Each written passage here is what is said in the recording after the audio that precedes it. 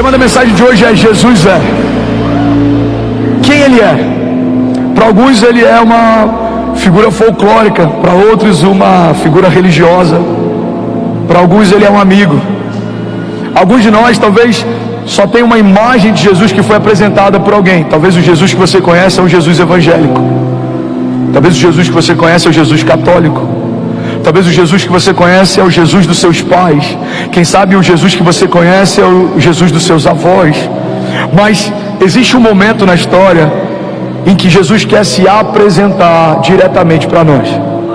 Nós conhecemos de ouvir falar, mas conheceremos de caminhar com Ele. Alguém está comigo? Diga amém. E à medida que vai aumentando, Diniz, a revelação a respeito da pessoa de Jesus, vai aumentando o meu acesso à minha herança também. Quando eu sei quem Jesus é, eu sei o que Ele pode, eu sei o que eu posso nele. Podemos todas as coisas naquele que nos fortalece. Quando eu entendo que Ele é pastor, eu sou pastoreado. Quando eu entendo que Ele é Senhor, eu sou governado. Quando eu entendo que Ele é Salvador, eu sou salvo. Quando eu entendo que Ele é provedor, eu sou provido. Quando eu entendo que Ele é cura, eu sou curado. Quando eu entendo que Ele é liberdade, eu sou liberto. Quando eu entendo que Ele é transformador, eu sou transformado. Mas quando eu tenho só uma revelação a respeito de quem Ele é, eu acesso uma das facetas do caráter de Jesus. Ele é, levante suas mãos, eu quero declarar isso com você em concordância. Ele é tudo em todos. Ele é o princípio e o fim de todas as coisas. Nele tudo subsiste, nada é mais poderoso do que Ele. Nenhum nome tem mais poder e autoridade do que o nome dele. Ele está acima de todas as coisas e Ele está acima de qualquer temporada ou estação. Ele não está preso ao tempo, Ele não foi preso nem pela morte, Ele não está cativo. Ele ressuscitou ao terceiro dia e Ele voltou para contar história àqueles que aguardavam pelo seu retorno. Ele fez uma promessa: eu voltarei para buscar a minha igreja. E nenhuma palavra que Ele liberou, nenhuma promessa que Ele fez é vazia, infundada ou é uma inverdade. Ele não é homem para que minta, Ele não é filho do homem para que se arrependa. Se Deus disse que algo vai acontecer, nós cremos. Nos céus já aconteceu. Alguém comigo aqui, diga amém. Então quero usar o texto de Isaías 9:6.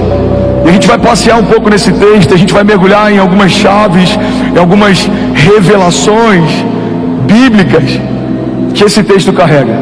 Isaías 9:6 é uma palavra liberada sobre um profeta que falava a respeito de um tempo vindouro, quando Jesus nasce e quando todas as coisas se estabelecem, se cumpre Isaías 9:6. Irmão, olha para mim. Quando Jesus viveu da forma que viveu, todas as promessas a respeito do Messias se cumpriram. Ele seria da linhagem de Davi, maldito seria aquele colocado sobre o madeiro. Tudo que a palavra falava a respeito de Jesus se cumpriu em Jesus. Alguém está comigo? Diga amém. Mas a Bíblia diz que existem dois homens caminhando num caminho para Emaús. Ou seja, quando eles souberam que Jesus morreu, eles desanimaram na fé e voltaram para a sua cidade. Irmão, pega isso aqui em nome de Jesus.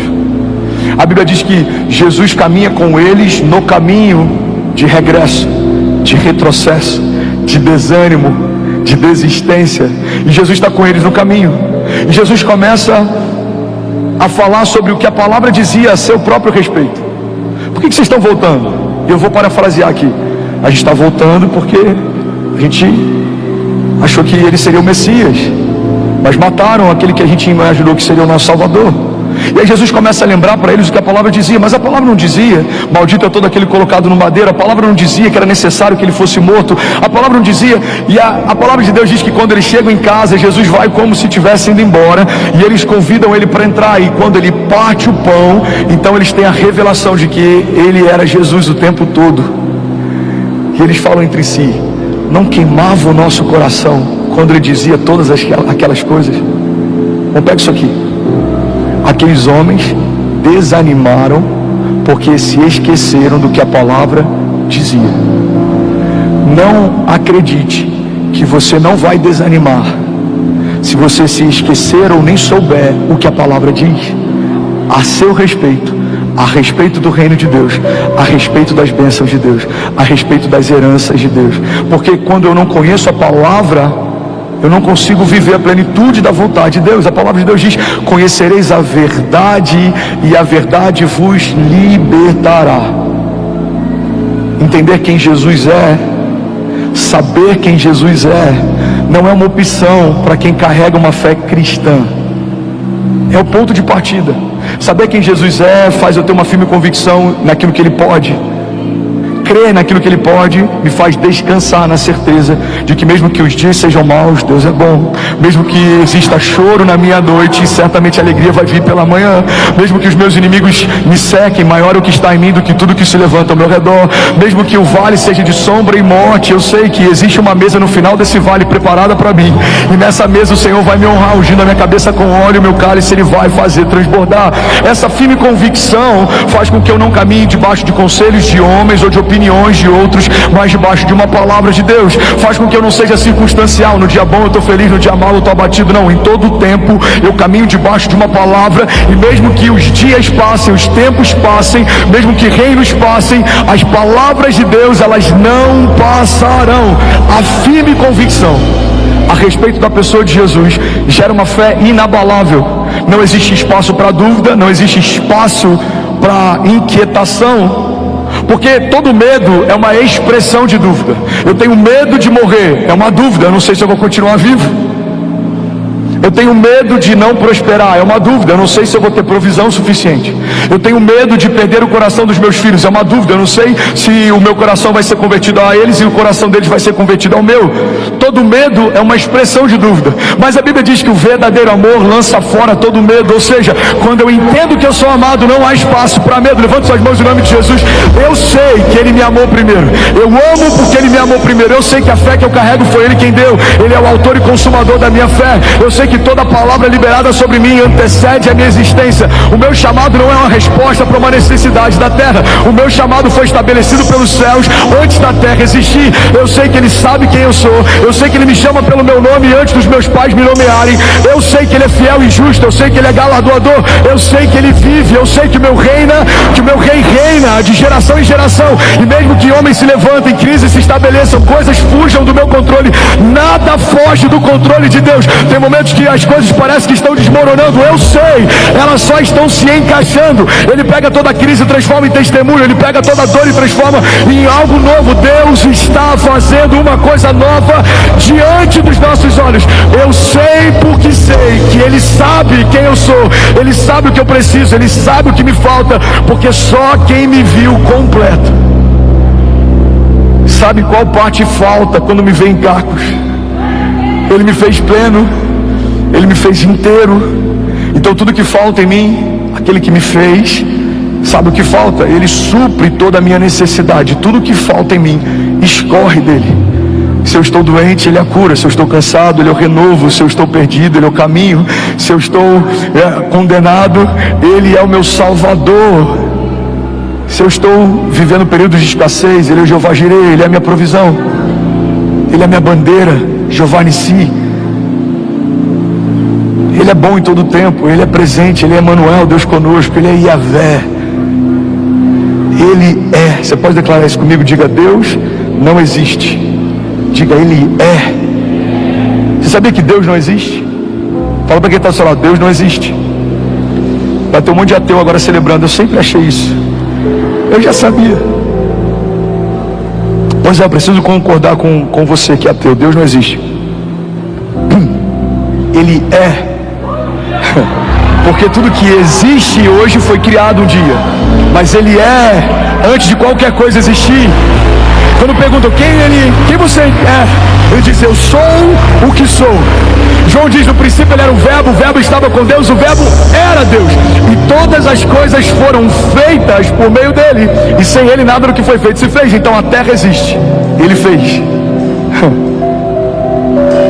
O dia e a noite existem. Ele estabeleceu. Os frutos existem. Ele criou. Mas quem criou tudo que existe? Aquele que era, aquele que é e aquele que há de vir. Ele não é temporário, Ele não é transitório, Ele não é limitado, Ele não é humano.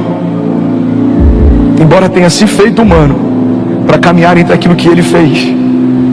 Ele é o princípio e o fim. Alguém está comigo? Diga amém. Então vamos para o texto. Alguém está recebendo algo de Deus aqui? Diga amém. Isaías 9,6 diz: porque um menino nos nasceu, um filho nos foi dado, e o governo está sobre os seus ombros, e ele será chamado Maravilhoso Conselheiro, Deus Forte, Pai da Eternidade e Príncipe da Paz. Alguém pode dizer glória a Deus por isso? Primeira coisa que eu quero chamar a tua atenção é que a Bíblia diz que um menino nos nasceu e um filho nos foi dado. Olha para mim, irmão. Deus é um Deus de processos. Deus poderia descer dos céus com 30 anos e começar o seu ministério assim que desceu. Mas a maior parte da criação ia contestar Deus no meio das crises, porque a gente ia dizer: você não sabe o que eu estou enfrentando, você não sabe o que eu estou vivendo. É fácil você falar, você é Deus, mas olha a humilhação que eu estou passando, olha a crise que eu estou vivendo. Por que Deus enfrenta todos os processos? Porque quando você é gerado no ventre da sua mãe, você ocupa o mesmo lugar que um dia Jesus ocupou. Quando você é traído por alguém que você ama, você sente a mesma coisa que Jesus sentiu.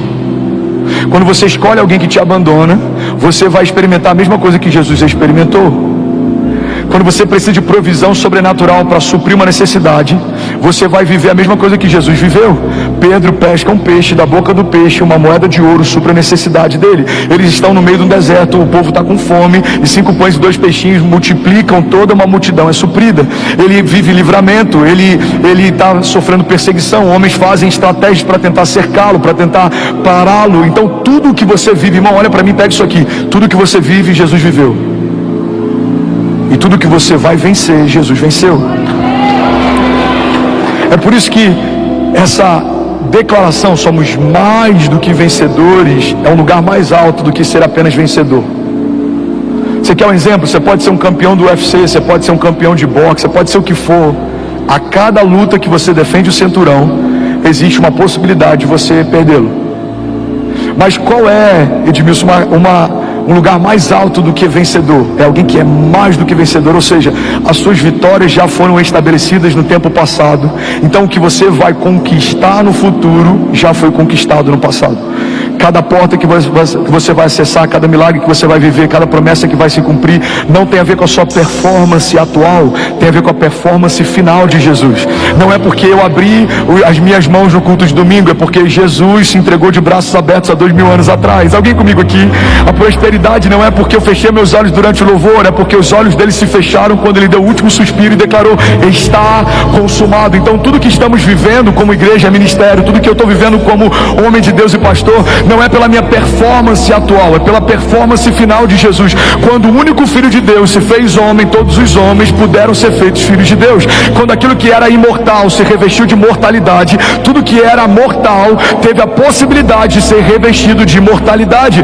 Quando aquele que era bênção se tornou maldito, os malditos foram abençoados. Quando aquele que era suprido se tornou escasso, aqueles que caminhavam em escassez foram supridos de todas as coisas. Quando o Filho de Deus se tornou o pecado, os pecadores foram feitos justiça de Deus. Alguém comigo aqui? O menino nos nasceu e um filho nos foi dado, ou seja, Deus gerou no ventre de uma mulher comum o seu filho, de uma semente incorruptível. Por que Jesus não nasceu a partir do sêmen de José? A palavra semente no original vem de sêmen, porque essa semente de José seria corruptível.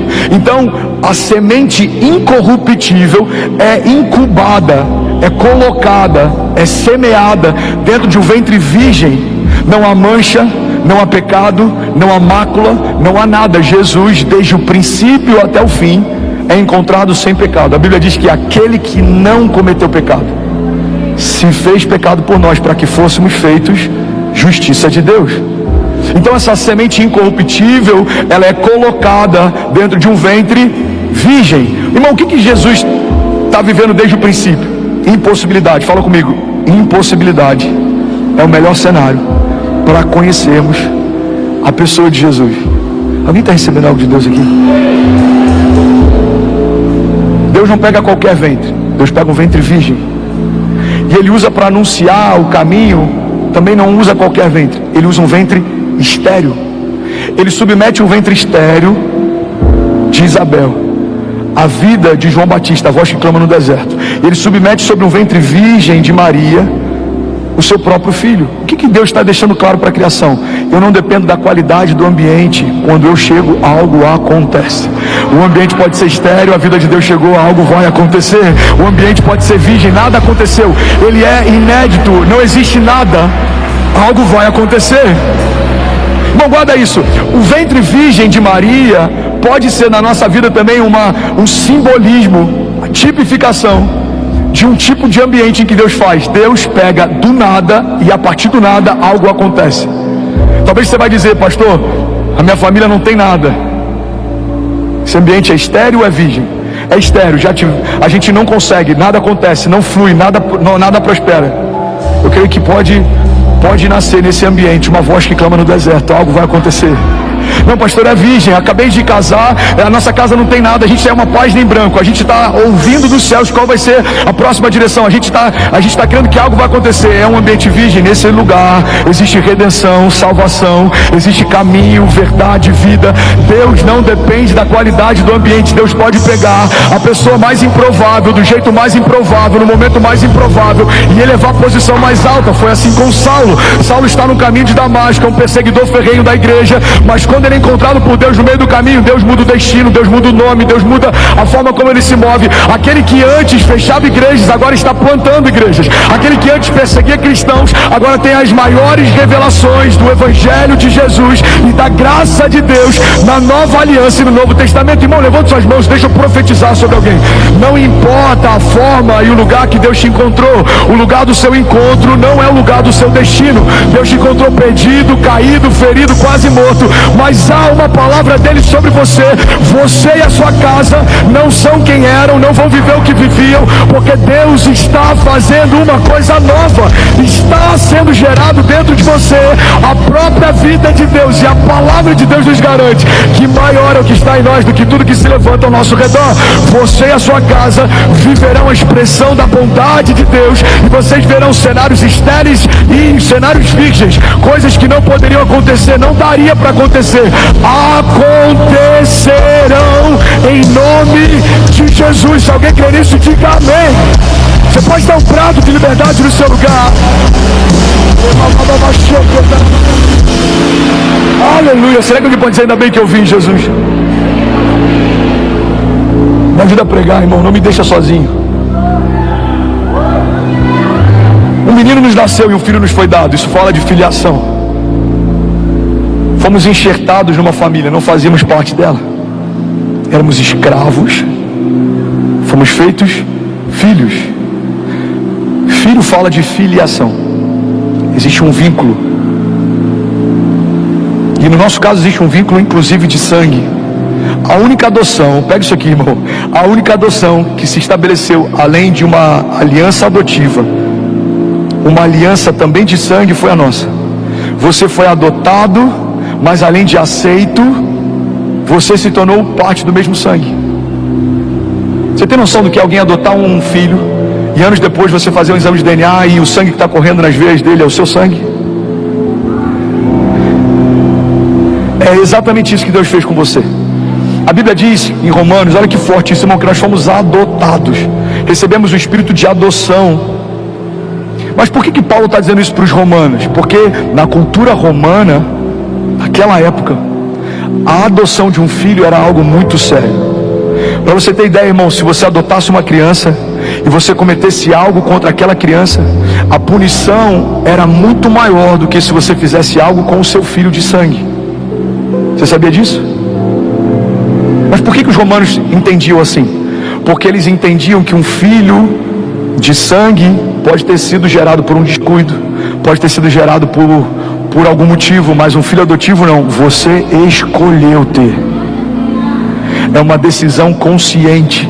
Então, para os romanos, um filho adotivo, ele recebia mais cuidado e estava debaixo de mais responsabilidade dos pais do que um filho natural. O que a palavra de Deus está dizendo para nós? Deus adotou você. Não, eu vou falar de novo, alguém vai pegar isso aqui, você vai celebrar. Deus adotou você.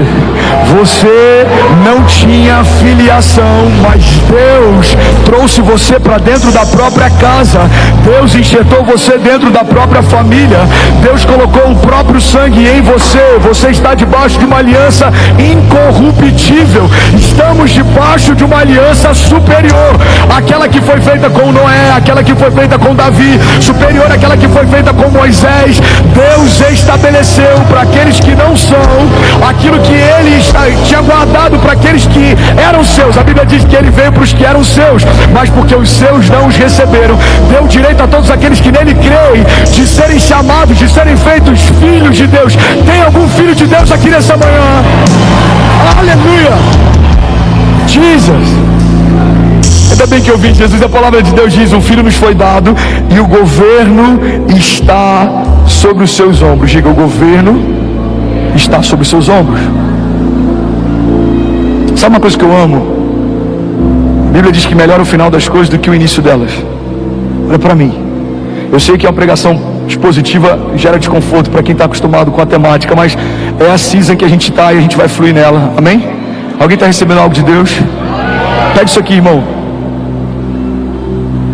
A palavra de Deus fala que melhor o final das coisas do que o início delas. Talvez a tua história tenha começado mal, mas eu quero profetizar que ela vai terminar bem. Talvez o teu casamento tenha começado mal, mas eu quero declarar que ele vai terminar bem. Alguém comigo aqui? Talvez a tua jornada tenha começado mal, mas ela vai terminar bem. Se Jesus for o centro da tua história, vai ficar tudo bem. Você pode levantar suas mãos e declarar isso? Diga: vai ficar tudo bem. Billy Graham diz: eu já li o último livro da Bíblia. Fique em paz, vai terminar tudo bem. Agora, olha como é que são os processos de Deus. A Bíblia diz que o governo está sobre os seus ombros.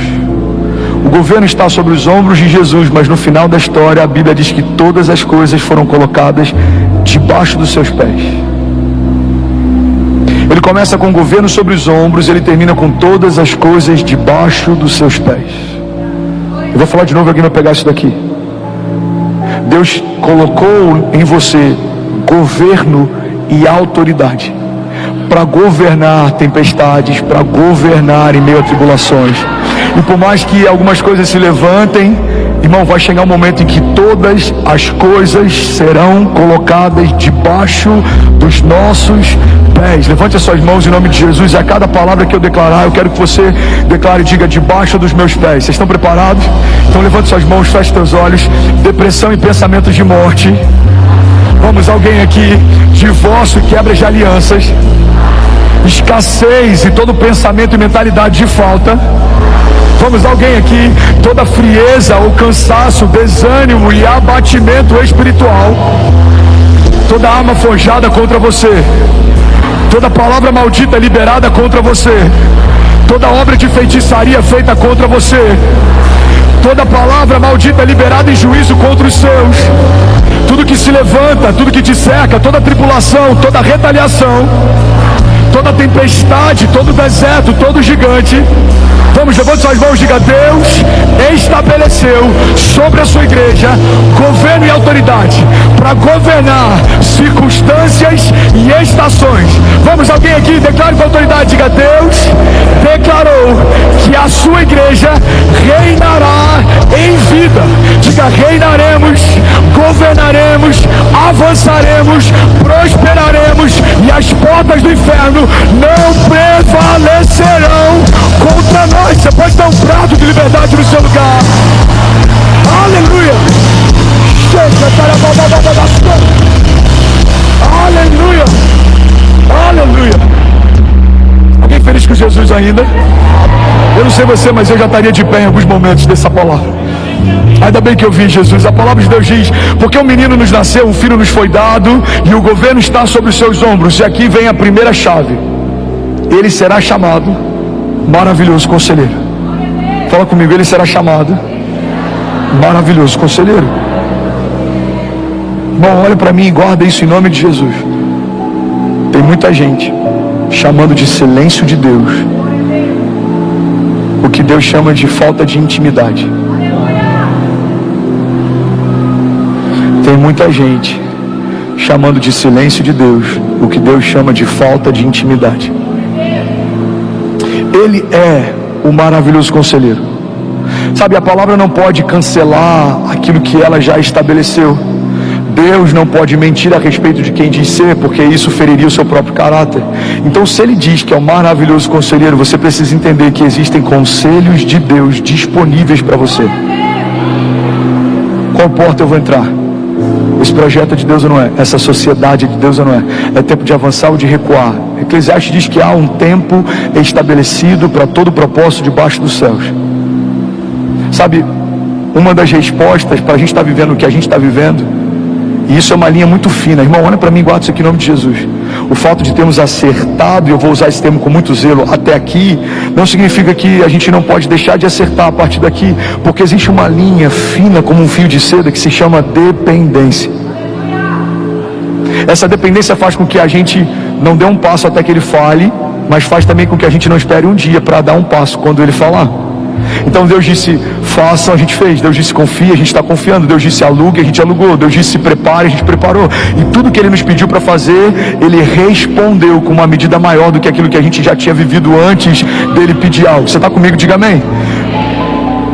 E se eu te disser que estamos nesse novo espaço, estamos sonhando, mas já estamos sonhando com mais um espaço para ampliar esse campus? Alguém consegue crer nisso? E se eu te disser que pelos olhos da fé eu já consigo ver uma universidade cristã no coração da nossa igreja? Alguém pode dizer glória a Deus por isso? E se eu te disser que já estamos sonhando e conversando e negociando uma escola confessional trilingue que vai educar os nossos filhos em 3 idiomas e eles ouvirão a respeito da palavra da fé enquanto estudam? Alguém pode dizer glória a Deus por isso? E se eu te disser que muitas conferências que profetizamos há um ano atrás que elas viriam aqui, já estamos conversando e as datas estão sendo fechadas e nós sediaremos conferências de avivamento internacional? Alguém pode dizer glória a Deus por isso? E se eu te disser que nações já estão conversando a respeito daquilo que Deus está fazendo e que aquilo que profetizamos nesse ano, tudo que era grande demais vai se tornar pequeno, já está acontecendo? Será que alguém pode dizer glória a Deus por isso? Será que você pode celebrar Jesus no seu lugar? Aleluia! Aleluia! Aleluia! Mas como é possível, pastor, entrar debaixo dessa convergência? O que é convergência, pastor? Convergência é você se tornar quem nasceu para ser e você está onde Deus te chamou para estar. Como é possível? Ouvindo o maravilhoso conselheiro. Ele diz comprem, comprem. Ele diz vendam, vendam. Ele diz façam, façam. Ele diz doem, doem. Ele diz parem, parem. Ele diz avancem, avancem. Sabe qual é o nosso problema? Às vezes a gente permanece em lugares que a gente deveria passar e a gente passa por lugares que a gente deveria permanecer. A palavra de Deus diz que Jesus está dormindo numa tempestade e os discípulos estão desesperados. Jesus dorme e os discípulos se desesperam. Você está comigo? Mas a Bíblia diz que nos momentos finais de Jesus, Malaco, olha isso aqui que forte. Jesus está angustiado. A Bíblia diz que ele sente uma angústia mortal, ele transpira sangue. E ele pede para os discípulos que os discípulos orem. E quando ele retorna, os discípulos estão dormindo. Quando Jesus fala para descansar, eles se desesperam. Quando Jesus fala para eles clamarem, eles dormem. Irmão, o que vai definir a medida e a velocidade da sua jornada de fé é o quão alinhado você está com os batimentos do coração de Jesus. A palavra concordância no original vem de concordes. A etimologia da palavra concordância é concordes, ou seja, corações alinhados. A palavra discordância vem de discordes, corações desalinhados, desconectados. Quando a palavra nos aconselha a caminhar em concordância, é porque a única forma de você viver a plenitude da vontade de Deus é o seu coração batendo na frequência do coração de Deus. Eu sei o que Ele me pede, eu sei o que Ele espera, eu sei o que Ele preparou, eu sei o que Ele está fazendo. Você já viu alguém que vive 10 anos em um? Você já viu pessoas que estão debaixo de uma estação de aceleração?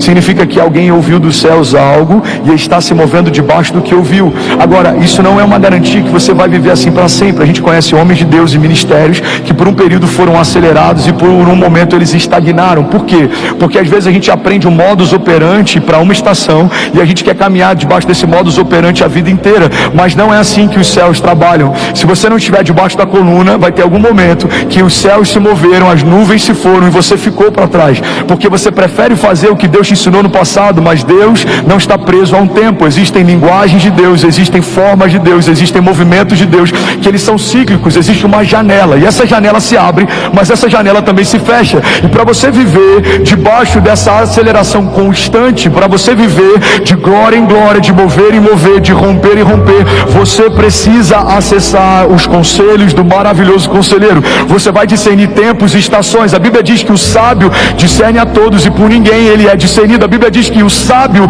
discerne o tempo e o modo de todas as coisas. Ele entende como fazer e quando fazer. Eu quero abençoar e profetizar sobre alguém aqui. Levante suas mãos. Eu declaro em nome de Jesus sobre você um espírito de sabedoria. Você não vai viver debaixo de opinião de homens. Você não vai depender de indicativos naturais. Alguém pode te dizer: olha, a previsão do tempo é chuva, mas eu creio que em alguns momentos nós clamaremos e veremos os céus se abrindo, porque Deus recebeu o nosso clamor. O indicativo financeiro vai dizer: não invista, não é momento para isso. Mas alguém aqui vai receber de Deus uma palavra: coloca todo o teu recurso nesse projeto, e você vai colocar e ele vai prosperar, porque você não se moveu por um indicativo de homens, mas você se moveu por uma palavra de Deus. Em alguns momentos os indicativos dirão: o tempo é de crise, você vai viver em paz. Os indicativos dirão: o tempo é de escassez, você vai transbordar e prosperar como nunca antes, porque aqueles que caminham debaixo da mão de Deus e do conselho que sai da boca dele são como aqueles que não confiam em carros ou em cavalos, mas confiam no poderoso eu sou. Deus disse que vai acontecer, nós cremos, já aconteceu. Você pode dar um prato de liberdade no seu lugar.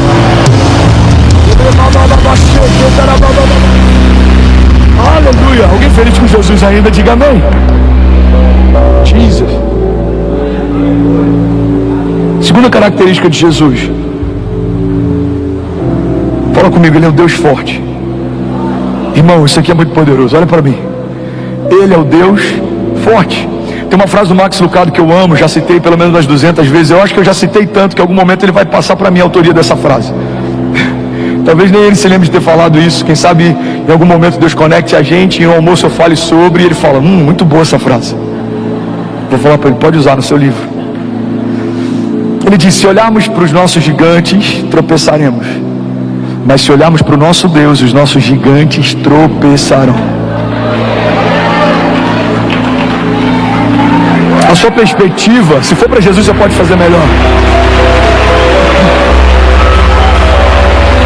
Sua perspectiva define muito a respeito da sua visão de mundo. Você vai para o aeroporto, você olha de perto no embarque, o avião é gigante. Você olha depois que ele decola, o avião é minúsculo. Você olha depois que ele está bem distante, ele é quase imperceptível. Ele é grande ou pequeno dependendo do lugar que a gente olha para ele. Todo ponto de vista é a vista de um ponto. Assim são os nossos gigantes, e assim é o nosso Deus. Se você se inclina para olhar para os seus problemas mais do que você se inclina para olhar para as suas promessas, os seus problemas parecerão mais poderosos do que as suas promessas. Você quer um exemplo disso? Começamos os nossos dias muitas vezes acessando os noticiários, mas poucas vezes acessando um devocional. A gente ouve o que a notícia do dia fala, mas a gente não acessa o que a boa notícia já falou há milhares de anos atrás. Então o jornalista diz: existe um caos hoje na nação, mas a palavra de Deus está dizendo: toda a terra está cheia da glória de Deus. Se eu só olho o noticiário e eu nunca olho a palavra de Deus, os problemas de hoje vão parecer mais poderosos do que as promessas de ontem. Alguém está comigo? Pastor, então você está dizendo que eu tenho que me alienar? Não, não é isso. Corta isso aqui. Mas você tem que definir bem o lugar de influência que cada coisa tem. Bill Johnson diz que a fé não é negligência do problema, mas é não dar ao problema um lugar de influência dentro da nossa história. O problema continua sendo problema, mas ele não define o que eu vou viver. A doença continua sendo doença, mas ela não é a palavra final sobre a minha vida. A crise continua sendo crise, mas eu sei que os pensamentos que Deus tem a meu respeito são pensamentos de paz e não de mal, para me dar o fim que eu desejo. Então, irmão, o povo de Deus não deve ser alienado. Mas vivemos só olhando para os problemas e não para as promessas já é uma forma de alienação. Já ouviu falar de alienação parental? É quando um dos pais gera uma influência sobre o filho a ponto de deturpar coisas. A gente acreditou e a gente comprou isso. Guarda isso aqui em nome de Jesus. O mundo criou uma mentira de que sermos crentes, sermos povo de Deus, isso é uma alienação. Mas se existe uma alienação de verdade, é você estar dentro da casa de Deus e não pensar como um homem de Deus, e não se mover como um filho de Deus, e não acessar a herança de Deus, e não viver as promessas de Deus, porque você, eu vou botar entre aspas, mudou de lado, mas continua olhando para fora. Você faz parte de um reino eterno, mas continua se movendo por um reino passageiro. Você faz parte de um povo eleito, mas você continua olhando para fora a partir de uma perspectiva natural. Irmão, olha para mim, alguém está recebendo algo de Deus aqui? Não faz sentido estarmos debaixo de uma nova aliança, mas nos movemos como se estivéssemos na antiga aliança. Você está debaixo de uma nova aliança. E o que essa nova aliança te tornou? Te tornou mais do que vencedor. Te tornou rei e sacerdote. Você ministra diante de Deus. Você tem acesso à presença de Deus. Você carrega a vida de Deus. Você fala em nome de Deus. Você liga e desliga na terra e nos céus. Você profetiza, libera palavras e elas se cumprem. Você toca enfermos e eles são curados. Você ora por cativos e eles são libertos. A palavra de Deus diz: o Senhor me ungiu para anunciar o seu ano aceitável. O que era o ano aceitável do Senhor? Era o jubileu, quando 7 ciclos de 7 anos se completavam. Todos os escravos eram libertos, todas as dívidas eram perdoadas e todas as terras voltavam para o seu dono de origem. O que a palavra está dizendo é: o Senhor nos ungiu para declarar aos cativos a liberdade. A sua dívida foi paga, as algemas foram quebradas, você não é mais cativo, as cadeias se romperam. Se Cristo nos libertou, verdadeiramente somos livres. Qual é a boa notícia que nós temos para os enfermos? Isaías 53 declara: certamente Ele levou sobre si as nossas doenças e enfermidades, e o castigo que nos trouxe a paz estava sobre Ele, pelas suas pisaduras nós fomos sarados. As terras voltam ao lugar de origem, aonde você colocar a planta dos seus pés, abençoado será.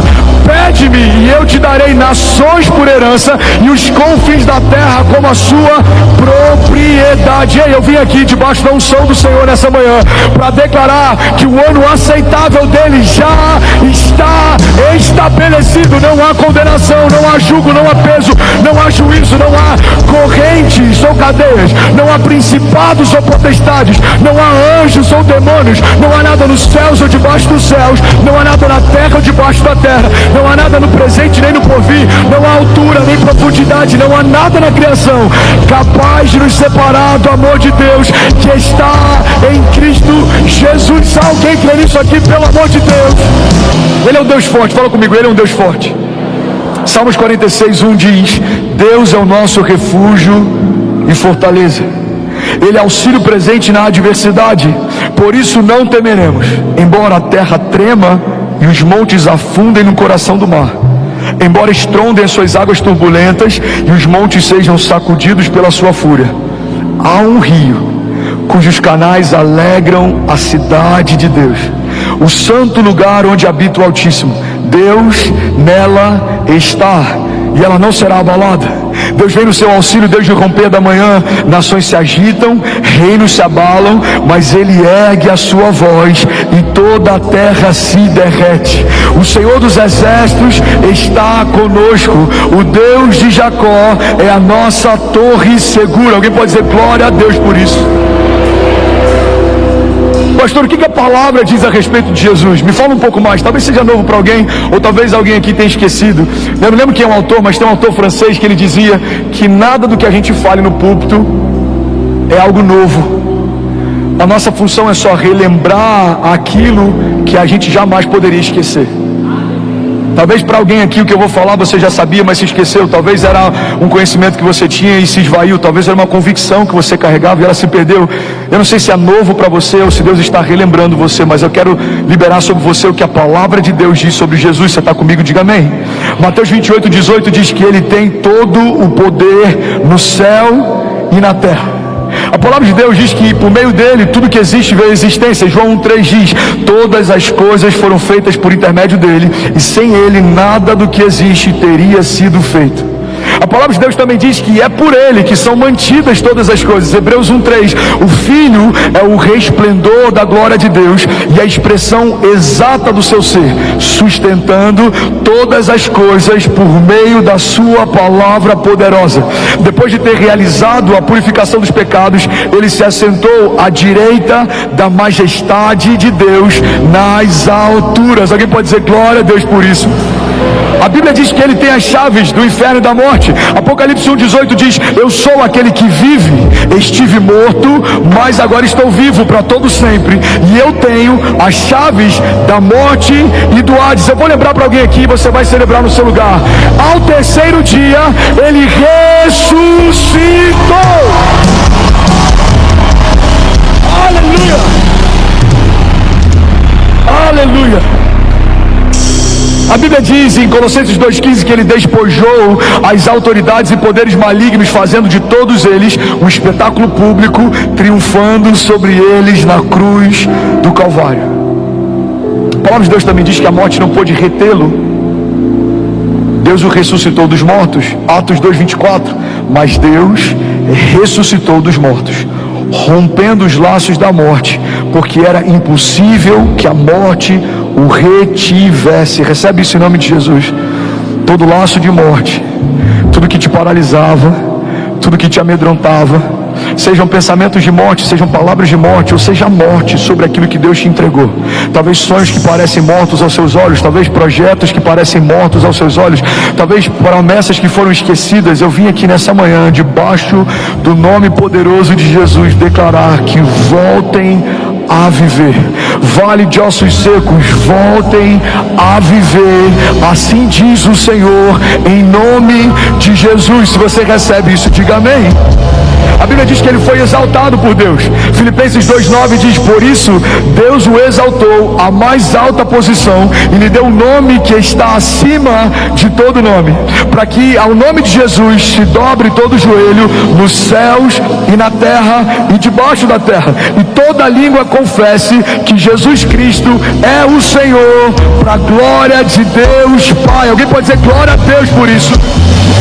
A Bíblia diz que Ele reinará e que todos os inimigos serão colocados debaixo dos seus pés. 1 Coríntios 15:24 diz: então virá o fim.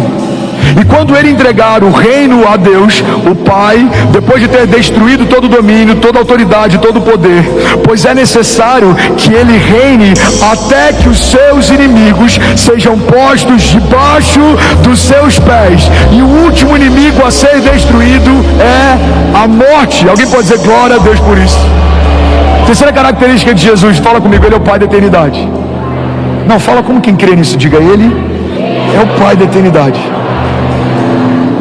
Irmão, olha para mim, guarda isso aqui. Tem alguém aqui que enfrenta a ansiedade? Eu vou te dar uma chave que vai mudar a tua história. Como Jesus consegue dormir em meio a uma tempestade? Qual é o segredo? Qual é o princípio? Qual é a chave? A gente aprende algo inclusive nesse dia com Jesus que é poderoso demais. Irmão, guarda isso aqui. Jesus estabelece um princípio: só pode dominar tempestades quem consegue dormir em meio a elas. Você só vai dominar os inimigos que não roubam o teu sono, porque a partir do momento que eles te amedrontam, você saiu desse lugar de autoridade. Por que Davi derruba um gigante? Porque a despeito do que todos os soldados pensavam sobre aquele homem, Davi foi o único que olhou para ele e viu a ausência de aliança. Davi olha para ele e fala: quem é esse incircunciso? Ou seja, quem é esse homem que não caminha debaixo de uma aliança de Deus, provocando aqueles que foram chamados por Deus? Se você olha para os seus inimigos de uma forma mais elevada do que eles são, você sempre vai achar que não vai conseguir vencê-los. Mas se você olha para os seus inimigos do tamanho que de fato eles são, você não vai ter dúvida: Jesus já venceu cada um deles por mim. Jesus, Ele acalma a tempestade, mas antes Ele dorme no meio dela. Você só vai dominar a tempestade que você consegue dormir em meio a elas. Alguém pega isso aqui em nome de Jesus. Mas tem um princípio nisso. Ele é o Pai da eternidade. Ele é onisciente. E Ele conhecia toda a palavra. Ele é o Verbo. Ele é a palavra. Você está comigo? Então o Pai já havia dito que ele seria morto numa cruz. Dani, o pai já tinha dito: você vai ser enviado e você vai ser feito maldito no madeiro, Bia. Então, quando existe uma tempestade, eu imagino Jesus olhando para as ondas, ele fala: meu pai já disse que não é afogado que eu vou morrer. Então hoje não é o meu dia. Quando você conhece o seu futuro, você não fica angustiado durante os processos do seu tempo presente. Por quê? Porque você já ouviu de Deus a última palavra a seu respeito. Não pega isso aqui. Jesus trabalhou com algo que não é uma coincidência. Jesus trabalhou todos os dias com os mesmos elementos que o crucificariam. Jesus era carpinteiro, Jesus era construtor. Ele trabalhava com prego, Ronaldo, ele trabalhava com martelo, ele trabalhava com madeira. Pega isso aqui, irmão. Quantos aqui creem que de fato Jesus sabia que a cruz o aguardava? Quantos aqui entendem que a cruz não foi um problema, a cruz era a promessa? Quantos aqui então entendem que todos os dias Jesus trabalhou com os elementos que daqui a algum tempo iriam crucificá-lo? Forte, né? É como você saber que você vai ser serrado no final da sua história e você trabalhar numa indústria de serras. Todos os dias você está lidando com algo que em algum momento vai te ferir. Prego, martelo e madeira. Mas não existe um relato de Jesus ansioso ou angustiado, senão no seu momento final. Por quê? Porque quando a gente caminha debaixo do Pai da eternidade, a gente não fica ansioso ou preocupado com momentos futuros, porque a gente sabe a quem o futuro pertence. Eu vou falar isso de novo. A Bíblia diz: alguns confiam em carros, outros confiam em cavalos, mas nós confiamos no Deus da nossa salvação. Quando você confia no Pai da eternidade, você sabe: meu amanhã vai ser melhor que hoje. O meu choro pode durar uma noite, mas certamente a alegria vem pela manhã. Por quê? Porque o Deus da minha história de ontem é o Deus da minha história hoje, e Ele está desenhando o meu futuro também. A palavra de Deus diz, eu não lembro qual Salmo 139 diz: os teus olhos viram o meu embrião, todos os dias determinados para mim foram escritos no seu livro antes de qualquer um deles existir. Alguém pode dizer glória a Deus por isso? Eu preciso finalizar aqui. Eu vou falar de novo para alguém pegar essa deixa. Eu preciso finalizar aqui. Vocês são muito espontâneos. Não, gente, é sério, eu preciso finalizar aqui.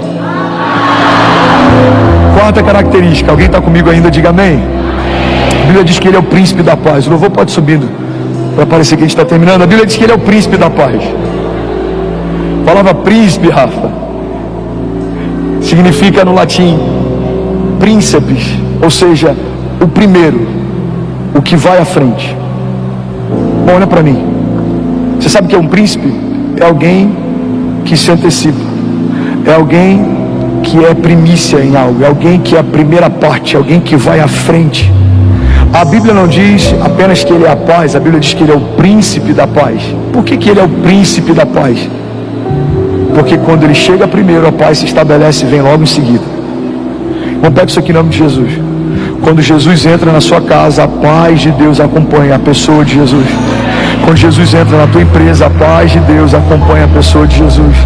Quando Jesus entra na sua família, a paz de Deus acompanha a pessoa de Jesus. Quando Jesus entra na sua vida, a paz de Deus acompanha a pessoa de Jesus. Todos os lugares que a gente não tem experimentado paz são lugares que a gente ainda não deu para Ele o governo. É impossível entregarmos para Ele o governo de alguma área e essa área não ser repleta de paz. Agora tem uma chave aqui, alguém quer pegar? Diga amém.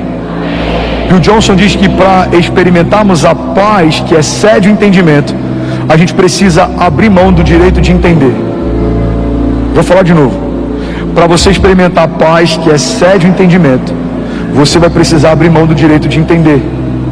Tem áreas que a gente não consegue viver em paz, porque a gente ainda quer entender tudo, como vai ser, de que forma vai ser, e isso consome você. Como vai ser, de que forma vai acontecer, a porta vai se abrir, será que o contrato vai assinar, irmão? A palavra de Deus diz: eu bem sei os pensamentos que tem a vosso respeito, diz o Senhor. Recebe isso em nome de Jesus. Pensamentos de paz e não de mal, para te dar o fim que você deseja. A palavra de Deus diz: eu sei os pensamentos que eu tenho a vosso respeito. Irmão, Ele é o príncipe da paz. E a gente vai terminar esse culto. Eu quero ministrar a paz de Deus sobre você. E a gente vai receber testemunhos nos próximos dias de pessoas que venceram a ansiedade, pessoas que venceram a depressão, pessoas que estão dormindo como nunca antes. Alguém recebe isso aqui em nome de Jesus? Deus vai inundar a tua mente com paz. Deus vai inundar a tua casa com paz. Deus vai inundar os teus negócios com paz.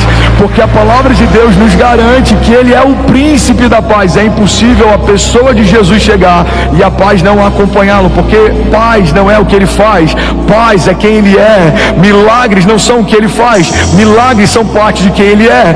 Cura não é só o que Ele faz, cura é parte de quem Ele é. Alguém comigo aqui? Prosperidade não é o que Ele faz, prosperidade é quem Ele é. Ele é amor, Ele é justiça, Ele é paz, Ele é provisão, Ele é o que é. Então tudo que falta em você escorre de Jesus. E eu não sei o que te falta, eu não sei o que você precisa, mas Deus está dizendo para pessoas aqui nessa manhã: filho, o que queres que eu te faça? Apresenta para Ele com humildade a tua necessidade, porque Ele é fiel para suprir todas as nossas necessidades. O Senhor é bom e a sua misericórdia dura para sempre. E eu vou finalizar declarando Colossenses 1:12. A palavra de Deus diz: dando graças ao Pai que nos tornou dignos de participar da herança dos santos no reino da luz.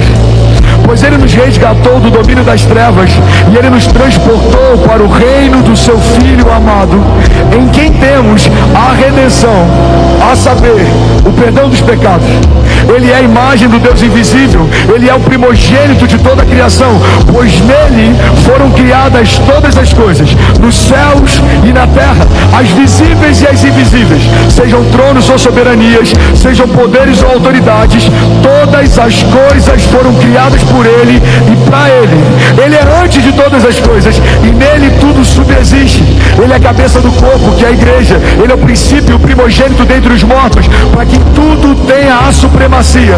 Pois foi do agrado de Deus que nele habitasse toda a plenitude e por meio dele reconciliasse todas as coisas, tanto as que estão na terra quanto as que estão nos céus, através do seu sangue derramado na cruz. Em outras versões a Bíblia diz: estabelecendo a paz pelo seu sangue derramado na cruz do Calvário.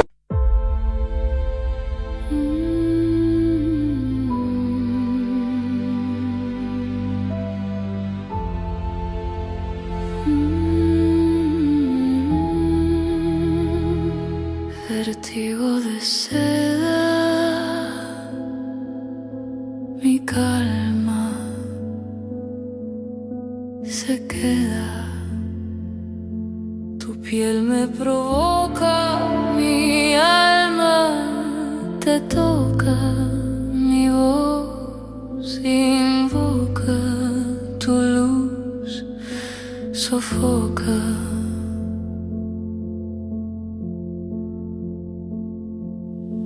La noche suspira, mi mente conspira,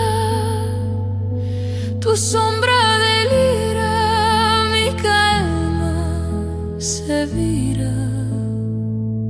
Vértigo de seda, mi pecho en caída, tu culpa metida, mi fe rendida. Cada paso te nombra, mi alma la sombra, tu beso me asombra, mi calma se alfombra. El aire me atrapa, mi pecho se escapa, tu nombre me tapa, mi voz se desmapa. Vértigo de seda, mi trama encendida, tu luz prendida, mi piel vencida.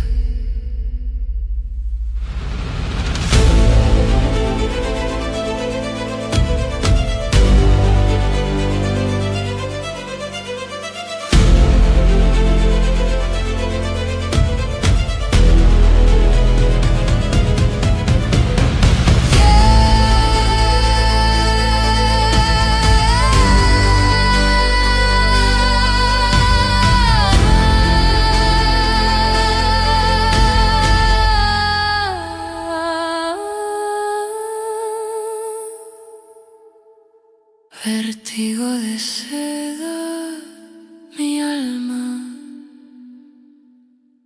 completa.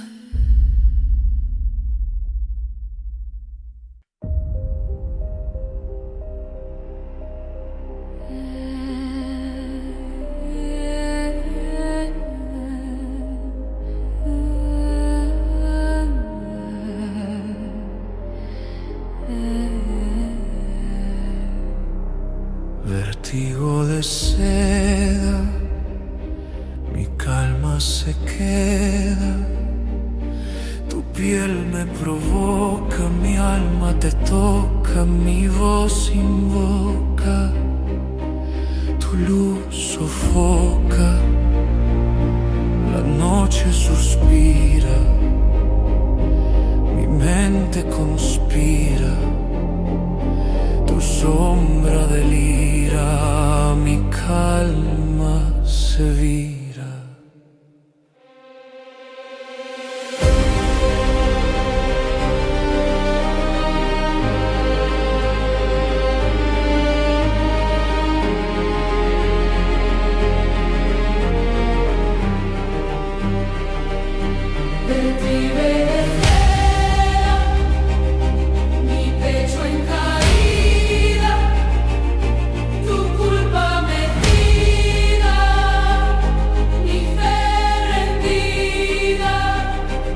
Cada paso te nombra, mi alma en la sombra, tu beso me asombra, mi calma se alfombra, el aire me atrapa, mi pecho se escapa, tu nombre me tapa, mi voz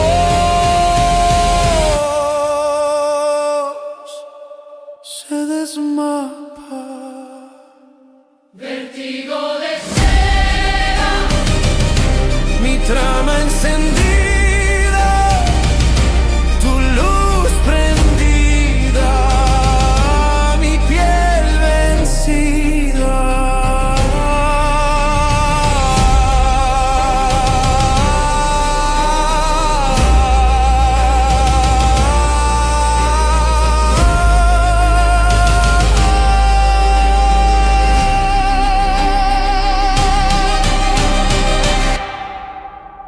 Yeah. Vértigo de seda, mi alma completa.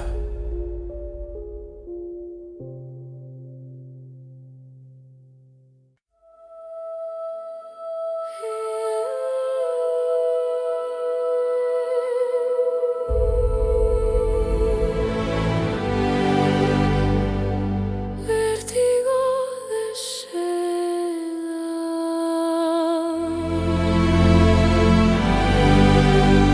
mi calma se queda, tu piel me provoca, mi alma te toca, mi voz invoca, tu luz sofoca, la noche suspira, mi mente conspira, tu sombra delira, mi calma se vira.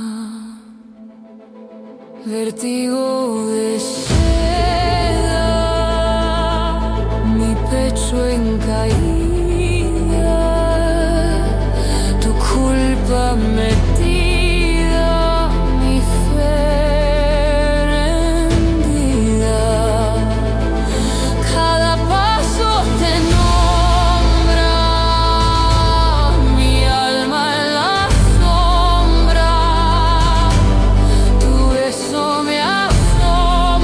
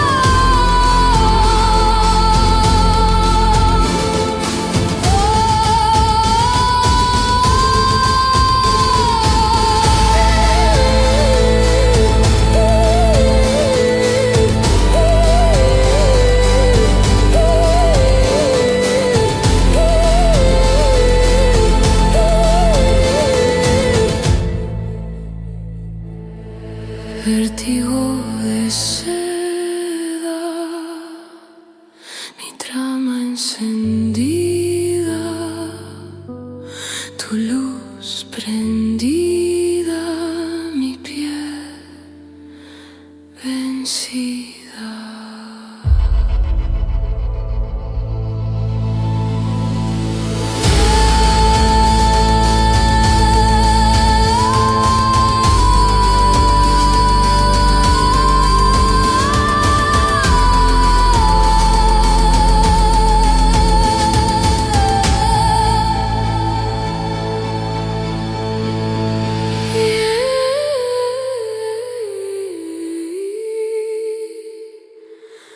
Vértigo de seda,